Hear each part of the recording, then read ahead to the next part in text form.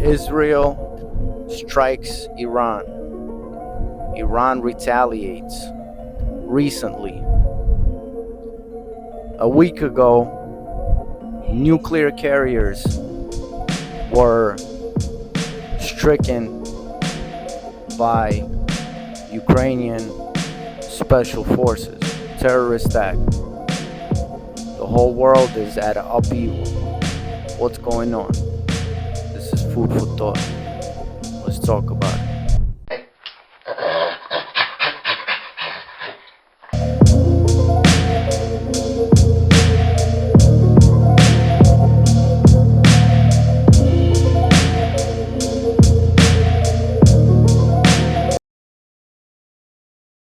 What's good, everybody? My NazareN family, all the shout outs and everything at the end of the video. I watched as Israel struck Iran in the middle of the night. And what happened was I woke up this morning with a deep sadness of a sort. And I still have this anxiety looming over me. And it reminds me of a story that happened in the early 90s in Ukraine. You see, in the Ukrainian Carpathian Mountains, we have some of the oldest Slavic tribes that have remained there for thousands of years and haven't moved, while the rest of the Slavic territory have always had migrations, organic migrations, forcible or forced migrations, while that region of quote-unquote Slavic lands have always remained. And deep in those mountains, first of all, it's said that it is some of the strongest, impulsively strongest, energetically strongest, electromagnetically strongest areas in the world where ley lines cross and dimensions and portals are opened. Why am I speaking about this? Because deep in those mountains, we have sort of sorcerers of what we call them molfare. And one of these molfare, it's sort of a magician, if you will. It's sort of a mystic, if you will. One of these molfares became famous in the 90s, and lately with the evolving of YouTube, his name was Molfar Nechai. And even though the videos on YouTube are of a man that claims to be Nechai, anyone that knows anything about these mystics know that the only way to see one of these mystics is when you are summoned by one. People literally get summoned in their dreams and in their thoughts, and that's the only way you can find your path to find one of these molfars, one of these mystics. So why am I mentioning this? There was an occurrence in 1992 in Ukraine, shortly after Ukraine gained its independence, where a concert of around 10,000 people on a very hot day were stricken by heat, and they were sort of, hoping and wishing for some sort of rain to come and ease the situation. So they summoned somehow Molfar Nechai, one of these mystic men. So what did he do when he got out there? No one's seen him physically, but he was out there. And so the story goes that Molfar, this mystic Nechai, that he summoned the rain. But little do people know of how he summoned the rain. And the way he summoned the rain is that he had the 10,000 people all focus on something sad. All of a sudden they played sad music, and because this mystic knew how to redirect this energy, thousands of people witnessed as rain came. So, why am I mentioning this again? Because this goes back to what we always talk about, the power of thought. We can talk about why does Iran have beef with Israel, the Islamic Revolution in the 1970s, or because, the Brits and Stalin and all of these people created Israel in 1948. We can name all of these different reasons. We can talk about why the West hates Russia so much. By the way, shout out to Jeffrey Sachs. I'm working on having him on the podcast. He was recently on Tucker Carlson, and he described the situation very well, except that he couldn't name the reason of why the West hates Russia so much. So I'm going to do a whole separate video regarding that. But going back to my point, the point is that guess what? The reasons, they don't matter. And it's because of social media, and it's because of mass media, and because we are so glued to our screens now, not only TV screens, but our phone screens. News are always in our pockets. It is because of that reason we are being bombarded with all of these crazy events. And the mission of all of this bombardment of, so to speak, news is for us to focus our energy on something per se negative, because we also have to explore what is a negative and what is a positive. You can positively go out and kick someone's ass because you are protecting your wife or your family. So that needs to be explored. When I talk about negative or positive, and when we speak about positive thoughts, I'm not speaking about birds and bees and rainbows. I'm speaking about refocusing our energy and our thoughts into something productive instead of something destructive.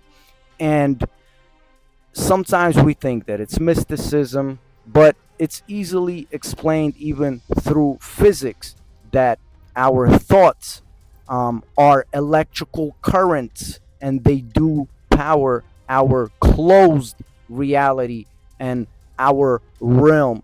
So I'm here to call everyone back to good senses.